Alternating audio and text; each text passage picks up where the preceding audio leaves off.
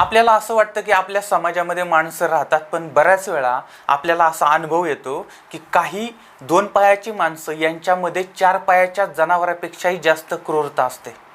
म्हणजे आपला गैरसमज असा असतो की बाबा ही माणसं आहेत, पण ती माणसं नसतात, ती जनावरापेक्षाही हीन दर्जाची लोक असतात. तर अशाच पद्धतीच्या लोकांचा अनुभव 1994 मध्ये पुणेकरांनी घेतलेला होता. कारण त्यावेळेस एक राठी परिवार होता कोथरूडमध्ये. तर त्या संपूर्ण परिवाराला, म्हणजे त्याच्यातल्या सगळ्या महिला आणि छोट्या मुलांना संपवण्याचं काम याच काही नराधमांनी केलं होतं. तर ते प्रकरण नक्की काय होतं? कारण या प्रकरणाचं म्हणजे वर्तमानपत्राचे रकान्याच्या रकाने भरून आलेले होते, यावरती प्रचंड चर्चा झालेली, प्रचंड उहापोह झालेला होता. आणि हे प्रकरण हे त्यावेळेस प्रचंड गाजलेलं होतं, महाराष्ट्रामध्ये गाजलेलं होतं. तर हे नक्की काय होतं? हा राठी परिवार नक्की कोण कोण होतं त्याच्यामध्ये? त्यानंतर या परिवाराची हत्या का करण्यात आली होती? ती हत्या कोणी केली होती? ती हत्या कशी केली होती? आणि त्यानंतर आता या आरोपींचं काय चाललेलं आहे? तर या सगळ्या गोष्टींची माहिती घेण्याचा प्रयत्न आपण करणार आहे. आता याच्यामध्ये मी जास्तीत जास्त डिटेल काढण्याचा प्रयत्न केला, पण आता हे प्रकरण जे आहे ते बऱ्याच वर्षापूर्वी घडलेलं आणि त्यावेळेस एवढा मीडिया आणि सोशल मीडिया उपलब्ध नव्हता आणि त्यामुळे फार अगदी त्रोटक माहिती आपल्याला मिळते. पण जी काही मिळाली ती तुमच्यापर्यंत पोहोचवण्याचा मी प्रयत्न करणार आहे. आणि या प्रकरणाबद्दल, या राठी हत्याकांडाबद्दल जर तुम्हाला काय माहीत असेल किंवा तुम्ही पुण्याचे किंवा कोथरूडचे किंवा आजूबाजूचे असाल आणि तुम्हाला माहिती असेल तर ते मला कमेंटमध्ये जरूर कळवा. आता आपण जाऊया पुण्यामधलं कोथरूड आहे आणि कोथरूडमधलं पौडफाटा, त्या ठिकाणी शिलाविहार कॉलनी आहे आणि त्या कॉलनीमध्ये हिमांशू अपार्टमेंट आहे. त्या अपार्टमेंटमध्ये 2ऱ्या मजल्यावरती फ्लॅट नंबर 6 मध्ये राहतो आहे हा सगळा राठी परिवार. आता या राठी परिवारामध्ये कोण कोण आहे? तर केशरीमल राठी हे याचे सगळ्यांचे मुख्य आहेत आणि त्यांचं वय त्यावेळेस साधारण होतं 50 वर्षाचं. आणि त्यांच्याबरोबर ती त्यांच्या पत्नी होत्या, त्यांचं नाव आहे मीराबाई राठी. यांचंही वय साधारणपणे 45च्या आसपास असेल. आणि त्यांचा थोरला मुलगा होता, त्यांचं नाव आहे संजय राठी. त्यांचं वय साधारण त्यावेळेस 30 वर्षाचं असेल. आणि त्यांची एक मुलगी आहे हेमलता, हिचं आता लग्न झालेलं आहे आणि तिला एक छोटासा मुलगा पण आहे. अशा पद्धतीनं थोरली मुलगी आणि एक धाकटी मुलगी आहे, तिचं नाव आहे प्रीती राठी. ती आता 19 वर्षाची आहे आणि ती तिथंच आहे, म्हणजे त्यांच्या घरीच राहते आहे. आणि हे जे संजय राठी आहेत त्यांचं लग्न झालेलं आहे आणि म्हणजे साधारण एक 3-4-5 वर्ष झाली असतील लग्नाला. आणि त्यांच्या पत्नीचं नाव आहे बबिता उर्फ नीता राठी. यासुद्धा साधारण 24-25 वर्षाच्या आहेत. आणि या दोघांना एक मुलगा आहे, तो 2.5 वर्षाचा आहे आणि त्याचं नाव त्यांनी ठेवलेलं आहे चिराग. म्हणजे बघा, हे केशरीमल राठी, त्यांची पत्नी, त्यांचा थोरला मुलगा, धाकटा मुलगा मुंबईला गेला होता, थोरला मुलगा, थोरल्या मुलाची बायको आणि त्यांची धाकटी मुलगी, अशा आणि थोरल्या मुलाचे छोटंसं बाळ, अशा पद्धतीनं एक 5-6 लोकांचा तो परिवार होता. आणि थोरल्या मुलीचं तर त्यांच्या लग्न झालेलं होतं, ती त्यांच्या सासरी होती. तर हा जो परिवार आहे त्या परिवाराचं पुण्यामधल्या लक्ष्मी रोडवरती सागर स्वीट मार्ट नावाचं एक त्यांचं स्वीटचं दुकान होतं आणि एकदम सुखी आनंदी अशा पद्धतीचा हा सगळा परिवार होता. आणि तारीख आहे 26 ऑगस्ट 1994. आता घरामध्ये त्यावेळेस आनंदी वातावरण होतं, कारण त्यांची जी लेक आहे म्हणजे हेमलता, या हेमलता ह्या माहेरला आलेल्या होत्या. हेमलतांच्या बरोबर ते त्यांचं छोटंसं बाळ पण आलं होतं आणि त्यांचे पती श्रीकांत हे सुद्धा आलेले होते. आणि त्यामुळे आता आपली बहीण किंवा आपली मुलगी आपल्या घरी आली, त्यामुळे घरामध्ये गोडधोड जेवण, हसणं खेळणं या सगळ्या गोष्टी चालू झालेल्या होत्या. अत्यंत आनंदामध्ये तो दिवस त्यांचा चाललेला होता. घरामध्ये गोडधोड बनवलेलं होतं आणि हा सगळा पाहुणचार चालला होता. आता याच्यामध्येच आनंदाची बातमी अजून एक होती, ती म्हणजे संजय यांची पत्नी बबिता या गर्भवती होत्या आणि संपूर्ण परिवार त्यांची काळजी घेत होता. आणि एका बाजूला हे सगळं चाललेलं, दुसऱ्या बाजूला त्यांच्या घरामध्ये सत्यभामाबाई सुतार या सुद्धा काम करत होत्या, त्यांची सेवा करत होत्या, त्यांना मदत करत होत्या. आता दुपारची वेळ झाली. दुपारच्या वेळी आता संजय राठी यांचं जेवण झालंय, त्यांच्याबरोबर ती त्यांचे मेहुणे म्हणजे त्यांच्या बहिणीचे पती श्रीकांत यांचं सुद्धा जेवण झालेलं आहे आणि वडिलांचंही जेवण झालं आणि वडील आता त्यांच्या सागर स्वीट मार्टवरती गेलेले आहेत. आणि आता या दोघांचं जेवण झाल्यावरती या दोघांनी पण त्यांचं काहीतरी काम होतं बाहेर, त्याच्यासाठी ते दोघंही मेवणे निघून गेलेले आहेत. आता वडील मिठाईच्या दुकानात आहेत, मेवणे बाहेर आहेत आणि ह्याच्यामध्ये त्यांचा दुसरा मुलगा जो होता तो मुंबईला होता. आता यांच्या घरामध्ये तसं पाहिलं तर जवळजवळ 3-4 पुरुष होते आणि 3-4 महिला होत्या, पण म्हणजे 4-5 महिला होत्या. पण याच्यामध्ये आता घरामध्ये कुणीच पुरुष नव्हतं, सगळे कामावरती गेलेले आणि घरात महिला आणि ते जे छोटी छोटी बाळं आहेत, एक 1.5 वर्षाचं बाळ आहे आणि एक 2.5 वर्षाचं बाळ आहे आणि त्या बाळांच्या आई, आजी, त्यांच्या घरामध्ये काम करणारी कामगार आणि एक त्यांची मुलगी, अशा पद्धतीनं हे सगळं परिवार तिथं होता. आणि हे जे श्रीकांत आणि संजय ज्यावेळेस कामानिमित्त बाहेर पडले, त्यांनी त्यांचं काम उरकलं आणि ते नंतर ते त्यांच्या स्वीट होमवरती आले. आता स्वीट होमवरती आले साधारणपणे त्यावेळेस वाजले होते 6:45, संध्याकाळचे 6:45 वाजले होते. आता वडील दुकानामध्ये होते. आता त्यावेळेस मग वडिलांनी संजय यांना सांगितलं, म्हटले की अरे मी घरी फोन केला होता पण घरच्यांनी काय फोन उचलला नाही. त्यावेळेस मग संजयने सांगितलं, म्हटले की अहो बबिता गर्भवती आहे, त्याच्यामुळे दवाखान्यामध्ये गेले असतील किंवा काय असं तपासणी वगैरे चालली असेल, असं काहीतरी असेल. त्यावेळेस मग वडिलांनी सांगितलं, म्हटले अरे तपासणी चाललेली असते किंवा दवाखान्यात गेले असतील, पण सगळेच्या सगळे जाणार का? कुणी ना कुणीतरी घरी पाहिजेच ना, पण कुणीच फोन उचलला नाही. आणि त्याच्यानंतर वडिलांनी हे पण सांगितलं, म्हटले की नंतर मी परत फोन केला तर फोन बंद करण्यात आला होता, म्हणजे फोन कट होता, फोन लागतच नव्हता. आता हे सगळं ऐकल्यानंतर मात्र श्रीकांत आणि संजय यांच्या मनामध्ये शंकेची पाल चुकचुकायला लागली की बाबा एकतर फोन अचानकपणे कसा कट होऊ शकतो आणि दुसरं घरचे फोन का उचलत नाहीत.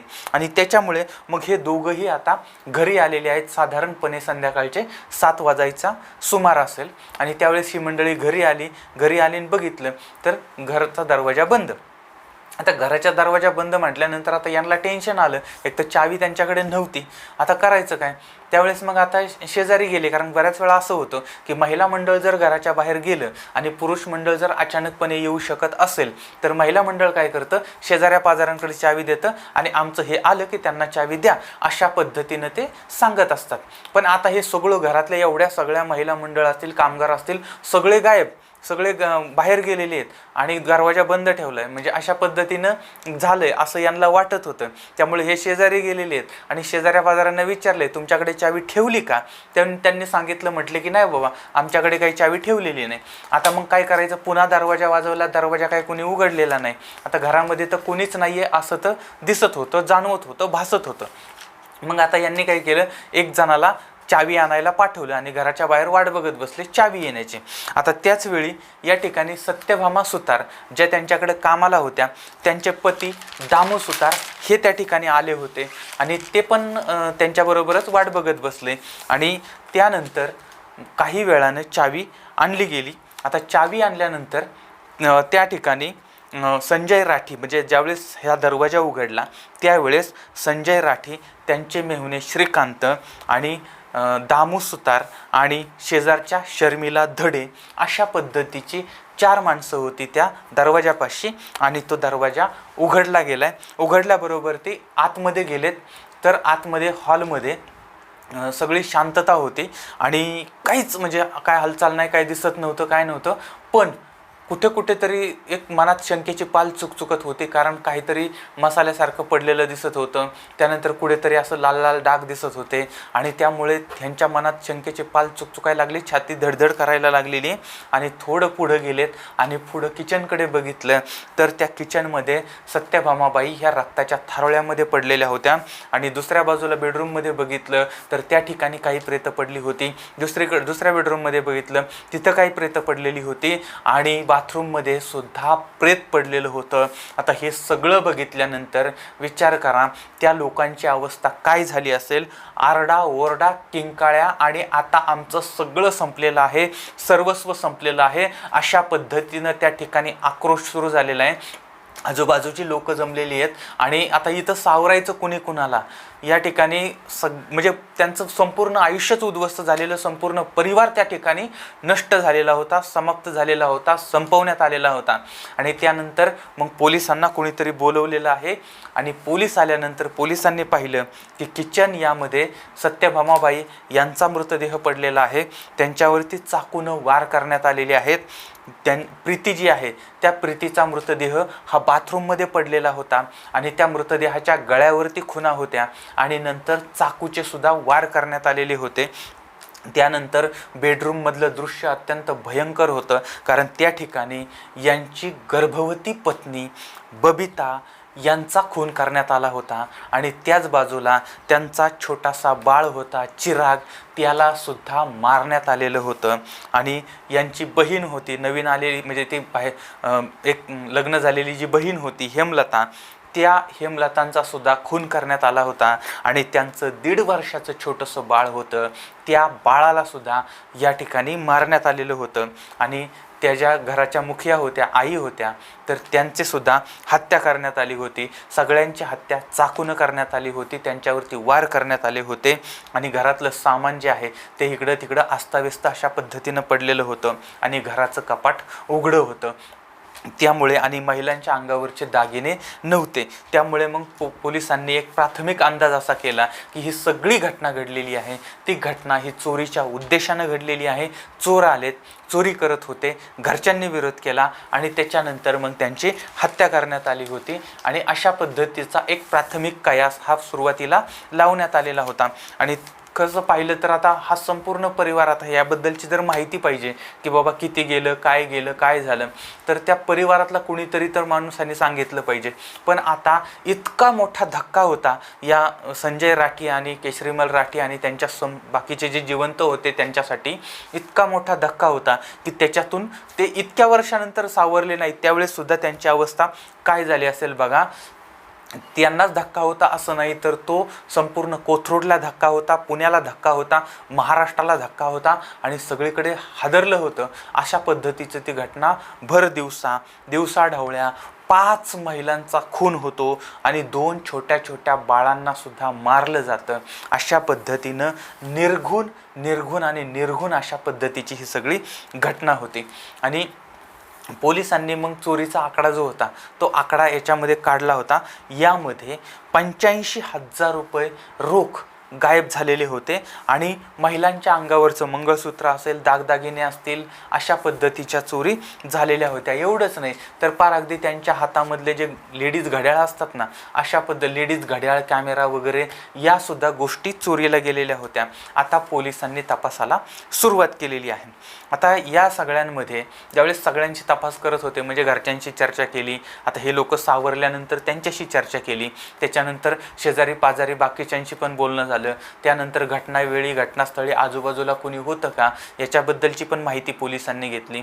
त्यानंतर आता यांचं जे स्वीट मार्ट आहे तिथं कामगार कोण कोण होते, कोणते कामगार अगोदर काम करत होते, कोणत्या कामगारांबरोबर तुमचे वाद झाले होते, कोणते कामगार तुमच्या घरी येत जात होते, या सगळ्या गोष्टींची डिटेल्स माहिती त्यांनी मिळवण्याचा प्रयत्न केला. त्यानंतर तुमचे व्यावसायिक कोणाबरोबर वाद होते का, भांडणं होती का, अशा पद्धतीनं सुद्धा. आणि आजूबाजूच्या परिसरामध्ये चोरी करणारी जी मंडळी होती तर त्यांच्यामध्ये सुद्धा खबरी पेरले होते आणि त्यांच्याकडून पण काय माहिती मिळते का हे सुद्धा पोलीस पाहत होते. आणि हे सगळी माहिती घेत असतानाच एक साक्षीदार त्यांच्या समोर आले आणि त्या साक्षीदारांनी याच्यामध्ये काही तरुण होते, म्हणजे त्या 3 तरुण होते. साक्षीदारांनी असं सांगितलं की ह्या घटना जी घडली, आता घटना नक्की काय घडली आम्हाला माहीत नव्हतं, पण नंतर ज्यावेळेस कळलं की असं घडलं तर यावेळेसच 3 तरुण यांच्या घरातून बाहेर पडताना भिंतीवरून बाजूला जाताना मी बघितले होते. अशा पद्धतीची माहिती ही पोलिसांना मिळालेली आहे.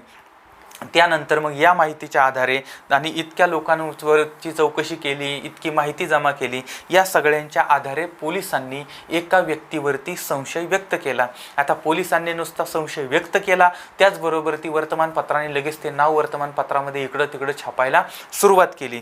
आता हे नाव पेपरामध्ये छापून आलं आणि छापल्यानंतर जे बेसावध आरोपी होते ते सुद्धा सावध झाले आणि ते जिथं होते तिथून फरार झाले. आता यासाठी पोलिसांनी जंग पछाडले, पोलिसांनी प्रचंड मेहनत घेतलेली आहे.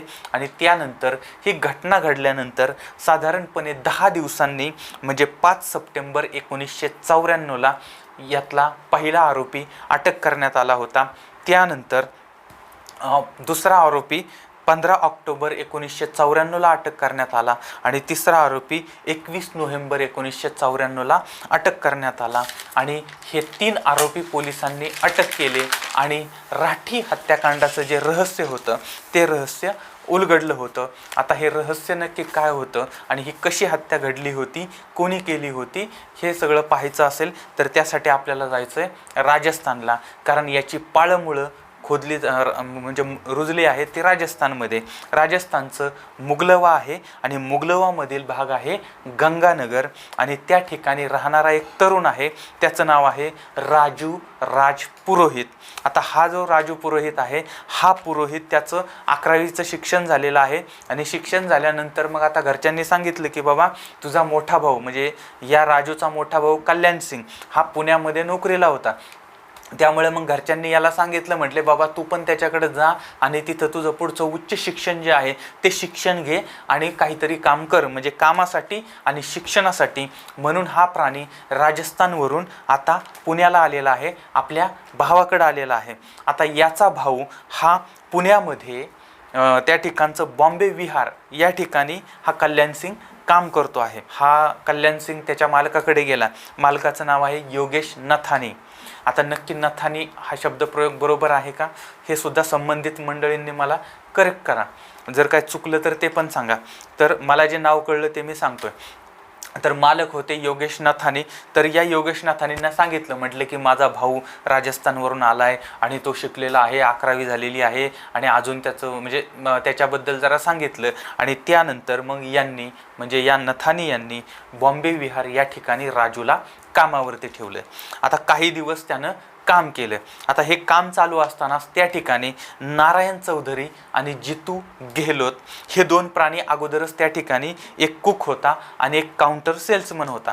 तर हे 2 प्राणी तिथं काम करत होते. त्याच्यामध्ये ह्या 3ऱ्या प्राण्याची भर पडली आणि त्यानंतर हे तिघही एकमेकांचे मित्र झाले. आता मित्र होण्याचं सगळ्यात मोठं कारण काय होतं माहिती आहे का?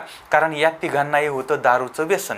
म्हणजे हा गावावरून आलेला 11वी झालेला असा हा कोवळा पोरगा, असा पोरगासुद्धा दारू प्यायला लागलेला होता. आणि दारूच्या व्यसनामुळे कसं होतं, चांगले लोक जास्त बऱ्याच वेळा एकत्र येत नाही, पण दारू पिणारी व्यसन करणारी मंडळी लवकर एकत्र येतात.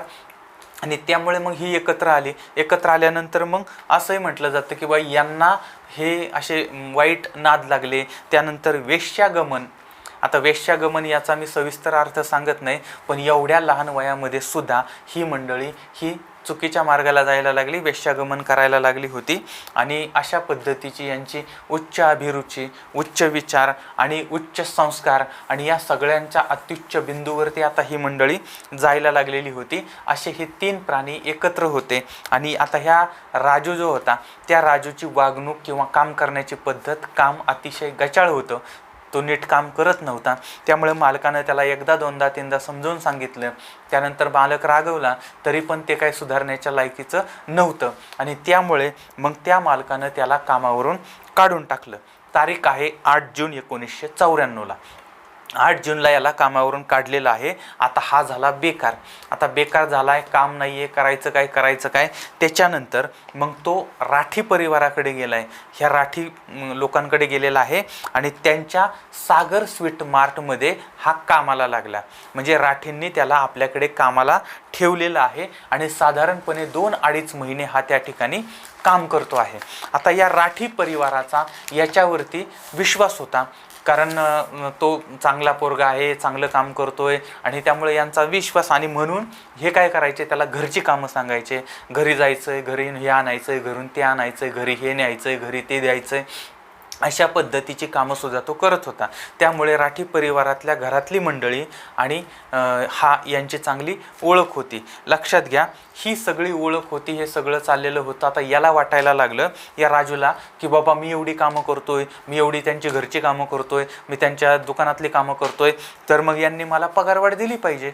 आणि मग पगारवाढ दिली पाहिजे म्हटल्यानंतर मग ज्यावेळेस यांनी विचारलं त्यावेळेस मग त्यांनी सांगितलं नाही बाबा आत्ता तर काही तुला पगारवाढ देणं शक्य नाही. आता याच्यामुळे ह्याला राग आला की मला पगारवाढ देत नाही म्हणजे काय, म्हणजे मी एवढं काम करतोय मला पैसे म्हणजे पगारवाढ करत नाहीत आणि एवढं घरचं काम करतो इकडलं, असं तसं जरा राग आला आणि दिली नोकरी सोडून.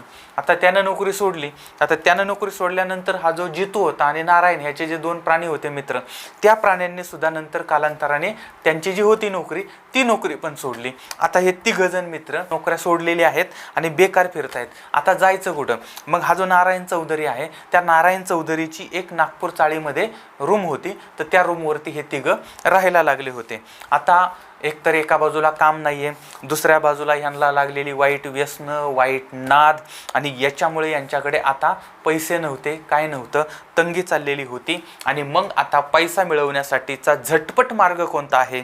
आणि मग यांनी ठरवलं, म्हटले की आपल्याला शेठला लुटायचा, त्याच्याकडून त्याला लुबडायचा. अशा पद्धतीनं त्यांचं ते ठरलं. आता हा शेठ कोण? तर राठी परिवाराला लुबडायचं, त्यांच्याकडे चोरी करायची, अशा पद्धतीनं यांचं ठरलं. आता हा जो राजू होता तर त्या राजूनं त्यावेळेस त्यांच्या घरी यायचा त्यावेळेस त्यानं पाहिलं होतं की बाबा यांच्या परिवारातल्या महिला त्यांच्या गळ्यामध्ये दागिने असतात किंवा यांच्या घरामध्ये पैसे असतात, आणि त्यामुळे मग ठरवलं, म्हटले यांनाच लुटायचं आणि आपण असं काही मिळवायचं की परत आपल्याला आयुष्यभरासाठी काम करायची गरज नाही, अशा पद्धतीची चोरी करायची वगैरे वगैरे असले फालतू विचार याच्या डोक्यामध्ये यायला लागले. आणि नंतर मग त्यांनी प्लॅन करायला सुरुवात केली होती. आता याच्यामध्ये यांनी प्लॅन काय केला बघा, अत्यंत खतरनाक अशा पद्धतीचा प्लॅन होता की यांना त्यांच्या घरामध्ये घुसायचं, घरात घुसल्यानंतर सगळ्यांना मारायचं आणि मारल्यानंतर चोरी करायची आणि पळून यायचं, फरार व्हायचं आणि कोणताही पुरावा मागं ठेवायचा नाही. आणि त्याच्यामुळं काय होईल की आपण कधी पकडले जाणार नाही आणि आयुष्यभर आपण मौज मजा करत राहू, आपल्याला काम करायची गरज नाही, ही मानसिकता लक्षात घ्या. आणि अशा मानसिकतेतनं मग हे सगळं प्रकरण घडलेलं आहे. आता तारीख आहे 23 ऑगस्ट 1994 संध्याकाळच्या वेळेस यांचा हा प्लॅन झालेला आहे. आणि आता दुसऱ्या दिवशी तारीख आहे 24 ऑगस्ट 1994. आता यांना हल्ला करायचा होता, त्यांना मारायचं होतं आणि त्याच्यासाठी त्यांना चाकू लागत होता. आता चाकू यांच्याकडे नव्हता, मग आता नवीन चाकू घ्यायचा, यांच्याकडे पैसे पण नव्हते, मग करायचं काय? त्यावेळेस हा जितू गेहलोत जो आहे त्याच्याकडे एक पायातलं चांदीचं पैंजण होतं. मग हे म्हटले आपण हे चांदीचं पैंजण मोडू, त्याच्यातनं चाकू घेऊया आणि त्याच्यानंतर त्यांचा खून करून पैसे मिळवूया.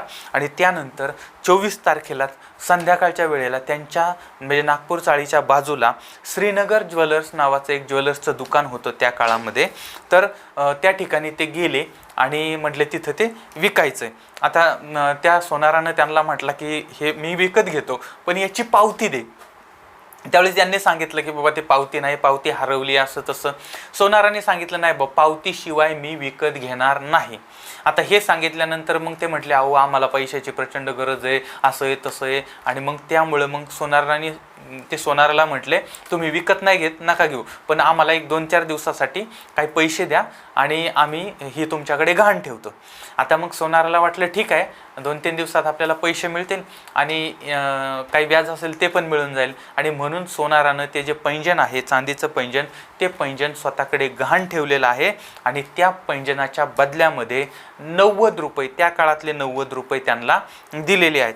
आता ह्यांनी 90 रुपये घेतले आणि अशी एक माहिती मिळते की जयवंत नावाचा एक व्यक्ती होता, त्या व्यक्तीचं एक दुकान आहे, त्या दुकानामध्ये हे गेलेले आहेत आणि त्या ठिकाणी त्यांनी एक नवा चाकू खरेदी केला आहे. नवा चाकू घेतल्यानंतर आता तारीख आहे 25 ऑगस्ट 1994. आता आपल्याला ज्यांच्यावरती हल्ला करायचा आहे त्यांची पूर्ण रेकी केली पाहिजे, पाळत ठेवली पाहिजे. आणि याच्यासाठी मग ही मंडळी सकाळी 10-11 वाजल्यापासून त्यांच्या घराभोवती फिरत होती. घरात कोण कोण आहे, कोण कोण येतंय, कोण कोण जातंय, कोण कोण कुठं कुठं कधी कधी कसं कसं असतं, अशा पद्धतीच्या सगळ्या गोष्टींची माहिती त्यांनी अगोदर काढलेली होती.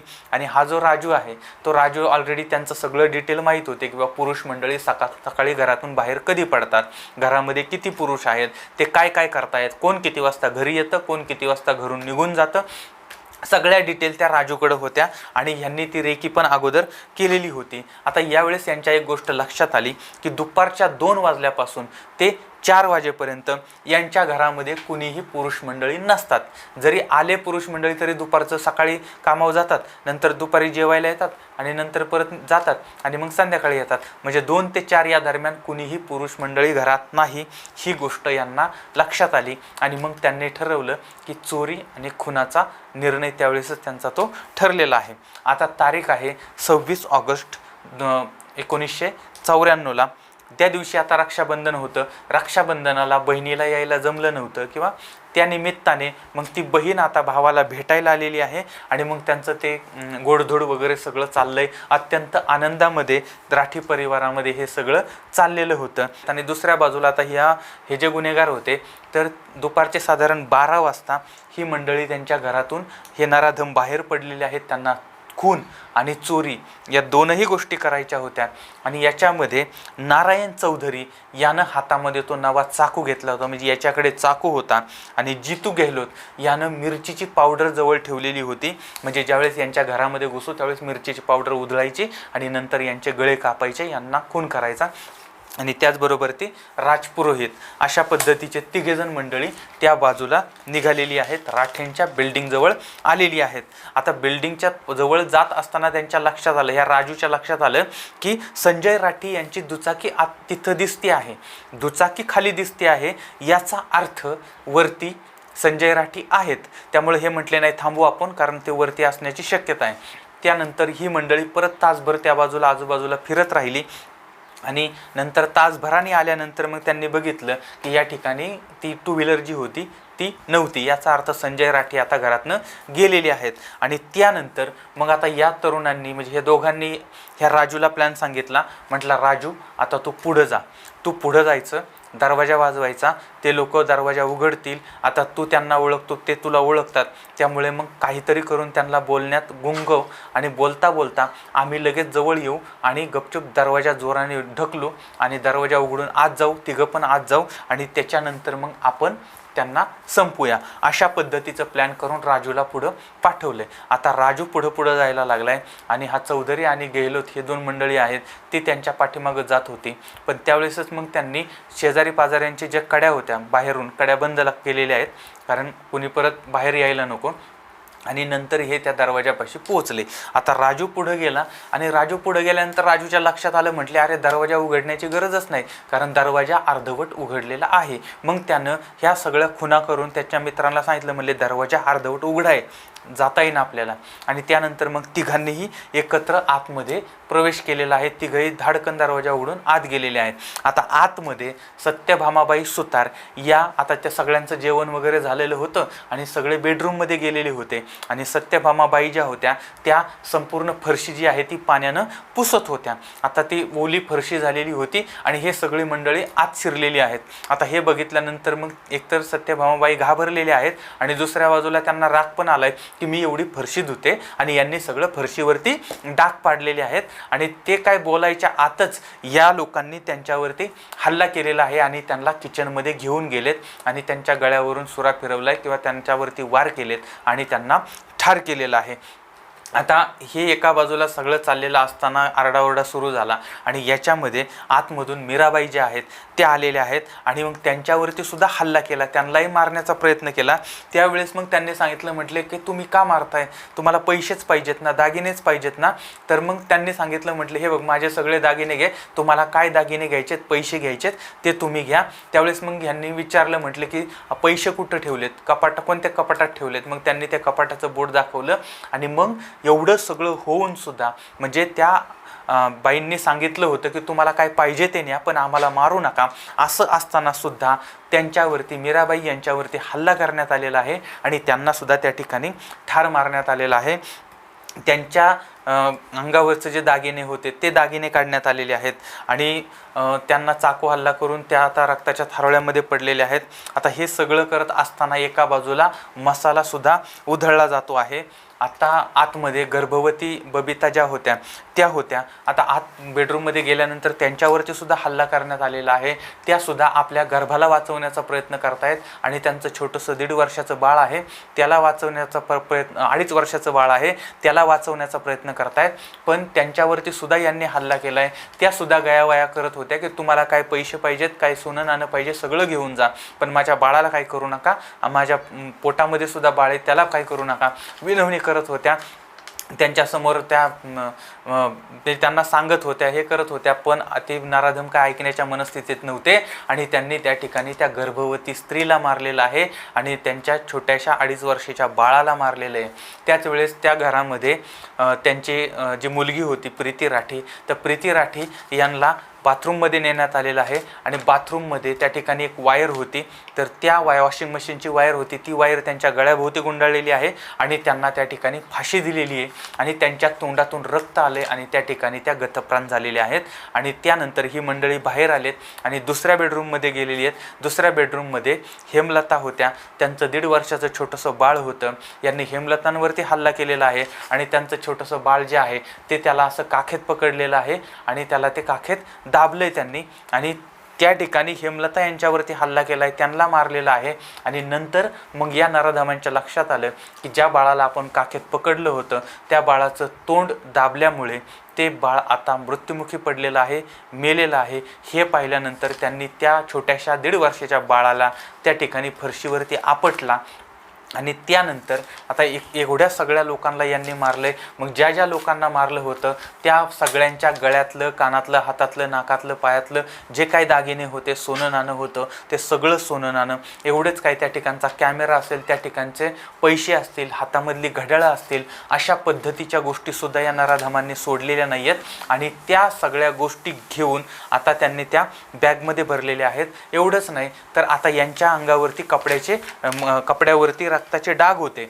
मग आता हे डाग घालवण्यासाठी काय करायचं, मग यांनी आता एकतर साफसफाई करायला सुरुवात केली, शस्त्र वगैरे धुण्याचा म्हणजे चाकू धुण्याचा प्रयत्न केला आणि दुसऱ्या बाजूला घरामध्ये काही कपडे होते, यांनी स्वतःची कपडे त्या बॅगमध्ये भरली आणि तिथली जी कपडे होती ती कपडे घातलेली आहेत आणि त्याच्यानंतर ते निघालेत. त्याच्या अगोदर आतमधून आवाज आला, बाथरूममधून आवाज आला म्हणून ते बाथरूममध्ये गेले तर प्रीती राठी जिवंत होत्या.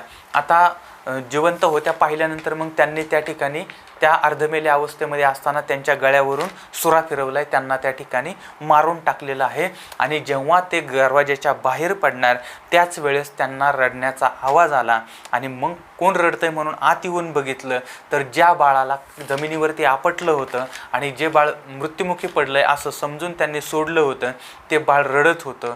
छोटंसं 1.5 वर्षाचं बाळ ज्याला नीट बोलता येत नव्हतं त्या बाळावरती सुद्धा यांनी सुरा चालवलेला आहे आणि तिथून ते बाहेर पडलेले आहेत, तिथून ते निघालेले आहेत. म्हणजे बघा, या नराधमांनी 5 महिलांना मारलेलं आहे आणि 2 छोट्याशा बाळांना मारलेलं आहे आणि हे आता नागपूर चाळीमध्ये आलेत. आता इथं आल्यानंतर त्यांनी बॅग उघडून बघितली. आता बॅगेमध्ये चाकू होता, कपडे होतेच त्यांची रक्ताळलेली, त्याचबरोबर ती 500चे बंडल होते, 100चे बंडल होते, 50चे बंडल होते, HMTचं घड्याळ होतं, मंगळसूत्र होतं, सोन्याची चैन होती, बांगड्या होत्या, अंगठी होती, त्यानंतर कॅमेरा वगैरे अशा पद्धतीच्या गोष्टीसुद्धा सगळ्या होत्या. आणि आता यांच्याकडे प्रचंड पैसा आलाय, आता करायचं काय.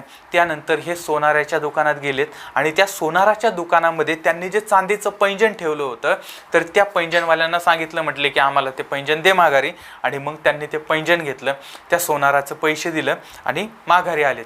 माघारी आल्यानंतर आता आपण काहीतरी भव्य दिव्य केलंय, चांगलं काहीतरी काम केलंय, आता आयुष्यभर बसूनच खायचंय, आता काही काम करायची गरज नाही, एवढा पैसा मिळालाय, अशा आविर्भावामध्ये म्हटले आता आपण पार्टी करू. आणि त्यानंतर मग यांनी दारू आणलेली आहे आणि हे 3 नराधम मनसोक्तपणे दारू पिलेले आहेत आणि दारू पिऊन त्यांच्या परिसरामध्ये ते फिरत होते. आणि त्यानंतर पुन्हा ते घरी आलेत. घरी आल्यानंतर हा जो नारायण चौधरी होता, त्या नारायण चौधरीनं सांगितलं, म्हटलं मी चाकू लपून ठेवतो, आणि त्यानंतर तो शौचालयामध्ये गेला आणि त्या ठिकाणी त्यानं तो चाकू लपवला होता. नंतर परत घरी आलाय आणि घरी आल्यानंतर रात्रभर मग त्यांचं ते दारू पिणं बिणं ह्या सगळ्या गोष्टी चाललेल्या होत्या आणि त्याच्यामध्येच रात्र गेलेली आहे. आणि दुसऱ्या दिवशी सकाळी यांनी प्रभात हा पेपर होता तो विकत घेतलेला आहे आणि आज का आनंद हे 2 वर्तमानपत्र विकत घेतली आणि त्याच्या पहिल्याच पानावरती बातमी आलेली होती. आणि ती बातमी ऐकल्यानंतर बघा ना, आपण कसं हे केलं आहे ना, आपल्यामुळे हे सगळीकडे पसरले असं तसं, म्हणजे असली जे राक्षसी मनोवृत्ती किंवा राक्षसी आनंद जो आहे तो आनंद त्या नराधमांना होत होता. आणि संध्याकाळच्या वेळेस त्यांनी एक पेपर घेतला संध्यानंद आणि त्याच्यामध्ये त्यांनी बातमी वाचली आणि त्या बातमीमध्ये त्याच्यामधल्या एकावरती संशय व्यक्त करण्यात आला होता. आता हे त्यांनी पेपरमध्ये वाचलं की अरे आपल्यातल्याच एकावरती या पेपरमधून पण संशय व्यक्त केला आहे पोलिसांनी, म्हणजे आता पोलीस आपल्याला पकडतील. आणि त्यामुळे ही मंडळी घाबरलेली आहेत आणि घाबरलेल्या अवस्थेमध्ये 29 ऑगस्टला त्यांनी अहमदाबादकडे प्रयाण केलेलं आहे. अहमदाबादकडे गेलेले आहेत, तिकडे लपून बसलेले आहेत. त्याच्यानंतर तिथून मग कुणी राजस्थानला जा, कुणी इकडं जा, कुणी तिकडं जा, अशा पद्धतीनं स्वतःला वाचवण्याचा प्रयत्न केलेला आहे. पण असं असताना सुद्धा पोलिसांनी पुढच्या काही दिवसामध्ये किंवा महिन्यामध्ये या 3ही नराधमांना अटक केलेली आहे आणि अटक केल्यानंतर मग पोलिसांनी त्यांच्या पद्धतीनं कारवाई केली. आता याच्यामध्ये हा जो राजू होता तर तो राजू माफीचा साक्षीदार झाला, म्हणजे माझ्या माहितीप्रमाणे माफीचा साक्षीदार झाला आहे. तुमच्याकडे अजून काही डिटेल असतील तर त्याही मला सांगा. त्यानंतर नारायण चौधरी ह्यानं सगळे गुन्हे केले होते, त्यानंतर हा सगळ्यात मुख्य आरोपी होता. अशा पद्धतीचा नारायण चौधरी, तर वकिलांनी कोर्टामध्ये याची बाजू मांडलेली आहे की हा ज्या वेळेस घटना घडली त्यावेळेस त्याचे 18 वर्ष पूर्ण नव्हते आणि याच्यावरती वाद सुरू झाला होता. म्हणजे ज्या माणसानं छोट्याशा 1.5 वर्षाच्या बाळावरती चाकू फिरवला, 2.5 वर्षाच्या बाळावरती चाकू फिरवला, गर्भवतीचा गळा कापलाय, गर्भवतीच्या गर्भाला मारून टाकलेला आहे, एका ज्येष्ठ महिलेला मारलेला आहे, एका प्रौढ महिलेला मारलेला आहे, एका तरुणीला मारलेला आहे आणि असं असताना एका विवाहितेला मारलेला आहे. असं असताना सुद्धा त्यावेळेस एवढं सगळं करत असतानाही आता वाद याच्यावरून चालला होता की हा बिचारा 18 वर्ष याचं पूर्ण नाही आहेत. आता मला यावरती माझं भाष्य करायचं नाही, फक्त मला वास्तवता मांडायचे की याच्यावरती वाद चाललेला होता. तर ही गोष्ट लक्षात घ्या. आणि हा जो गेहलोत होता तिसरा प्राणी, तर त्याला फाशीची शिक्षा न्यायालयानं सुनावलेली होती. आता हे सगळं ऐकल्यानंतर मन इतकं सुन्न होतं की या लोकांनी त्या घरामध्ये ही मंडळी घुसली, चोरी करायची होती, खून करायचा होता, पण खून करायचं यांचं ठरलेलंच होतं. आता ती मंडळी त्यांना हात जोडून पाया पडून विनंती करून सांगत होते तुम्हाला पैसे पाहिजेत पैसे न्या, दागिने पाहिजेत दागिने न्या, पण आम्हाला मारू नका, आमच्या बाळांना मारू नका. ही मंडळी पार त्यांच्या पाया पडत होती. असं असताना सुद्धा या लोकांनी त्यांच्या डोळ्यामध्ये मिरचीचे पूड टाकून आणि ह्या तिघांनी त्यांचे गळे कापलेले आहेत, त्यांच्यावर वार केलेला आहे, जखमी केलेलं आहे, निर्घुणपणे हत्या केलेली आहे. आणि 1.5-2 वर्षाच्या बाळांना मारताना सुद्धा यांचे हात कापले नाहीत. लक्षात घ्या, म्हणजे जनावरांपेक्षाही हीन दर्जाची माणसं ही होती. त्या गर्भवती बाईला मारताना, जी बाई स्वतःचं रक्षण करू शकत नाही आणि ती विनवणी करते, तिला मारताना सुद्धा, तिच्या गर्भाला मारताना सुद्धा या लोकांचे हात कापले नाहीत, हात थरथरले नाहीत. या लोकांनी ह्या परिवारातले 3 परिवार उद्ध्वस्त झाले. एक म्हणजे सुतार परिवार उद्ध्वस्त झाला, राठी परिवार उद्ध्वस्त झाला आणि श्रीकांत हेमलता यांचा परिवार उद्ध्वस्त झाला होता. आणि या नराधमांनी हे 3 परिवार उद्ध्वस्त केलेत. पण एवढं सगळं करून सुद्धा यांना पैसे मिळाले का, यांना सोनं नाणं मिळालं का, हे समाधानी राहिले का, यांना आता आयुष्यभर काम करायची गरज पडणार नव्हती का? लक्षात घ्या, इतकी हीन दर्जाची आणि इतकी, म्हणजे आता त्याला मला शब्द नाही आहेत, अशा पद्धतीची ही माणसं की ज्या माणसांना म्हणजे माणसं म्हणावीच कशी हा प्रश्न पडतो. आणि म्हणून की कुणाच्या तरी रक्तावरती कुणाला तरी मारून कुणाला तरी लुबाडून मी पैसे मिळवेल आणि मग मला आराम करण आणि मी आयुष्यभर काम करायची गरज नाही, अशी मानसिकता जर कुणाची असेल ना, तर ही गोष्ट आत्ता डोक्यातनं काढून टाका. किंवा जे तरुण पोरं आहेत किंवा जे चोरीमारी करतायत आणि त्यांना असं वाटतं की मी चोरीमारी करून सुखी राहील आणि मी असं करून सुखी राहील, तर लक्षात ठेवा, कष्टाला पर्याय नाही. हे जे सगळे असं करतात ना, ते दुसऱ्याला तर बर्बाद करतातच, पण स्वतःला स्वतःच्या परिवाराला सुद्धा बर्बाद करतात आणि स्वतःच्या घराण्याला सगळ्या काळीमा लावून ठेवतात. या नराधमांनी सुद्धा अशाच पद्धतीने केलेलं आहे. आणि आजही आमच्या तरुणांनी एक लक्षात घ्या, आपल्याला स्ट्रगल करायला लागतं, आपल्याला कष्ट करायला लागतात, त्रास सहन करायला लागतो, पण या कष्टानंतरची सुखाची हिरवळ येणार आहे. लक्षात ठेवा, आपलं करिअर होणार आहे, आपलं आयुष्य हे सुखमय होणार आहे. पण जर चुकीचा मार्ग नाही निवडला तर, पण जर अशा पद्धतीनं कुणी चुकीचा मार्ग निवडला तर निष्पापांचे पण बळी जात आहेत आणि स्वतःचं पण संपूर्ण बर्बाद होतंय. आणि म्हणून माझी पुन्हा पुन्हा आणि पुन्हा अशा सगळ्या तरुणांना विनंती आहे की आज आम्हाला नोकरी नसेल, आज आमच्याकडे काम नसेल, आज आम्ही कामासाठी वनवन फिरत असू, सगळ्या अडचणी असतील, प्रॉब्लेम असतील, तरी लक्षात ठेवा, कष्टाला पर्याय नाही आणि प्रामाणिकतेला दुसरा पर्याय असूच शकत नाही. त्यामुळे कष्ट करणं आणि प्रामाणिकपणे काम करणं या गोष्टी जर झाल्या आणि चुकीच्या गोष्टी, हिंसाचार, अनैतिकता या बाजूला ठेवून आपण जर सरळ मार्गाने, चांगल्या मार्गाने पैसा, लक्षात घ्या, लोकांना असं वाटतं चुकीच्या मार्गानेच पैसा मिळू शकतो. नाही, चांगल्या मार्गाने सुद्धा माणूस श्रीमंत होऊ शकतो, लखपती होऊ शकतो, करोडपती होऊ शकतो, यशस्वी होऊ शकतो. आणि हे अनेकांनी दाखवलेलं आहे. आणि म्हणून माझी तुम्हाला परत परत विनंती आहे की चुकीच्या मार्गाला जाऊ नका. चुकीचा विचार जरी मनात आला तरी त्यापासून परावृत्त व्हा. लक्षात घ्या, ठेच यांना लागली, आयुष्यभराचं दुःख यांना झालेलं आहे. आज राठी परिवार अजूनही याच्यामधून सावरलेला नाही आहे आणि अजूनही हे नराधम आणि ह्यांची शिक्षा वगैरे या सगळ्या गोष्टी आता तुम्ही वर्तमानपत्रामध्ये वाचल्या तर तुमच्या लक्षात येईल की काय अवस्था चाललेली आहे. अजूनही ते नराधम आणि मग त्यांच्यावरती वाद आणि या सगळ्या गोष्टी चाललेल्या होत्या. आता अजून काय अपडेट असतील तर त्या सुद्धा मला खाली कमेंट बॉक्समध्ये जरूर कळवा. पुन्हा भेटूया पुढच्या भागामध्ये.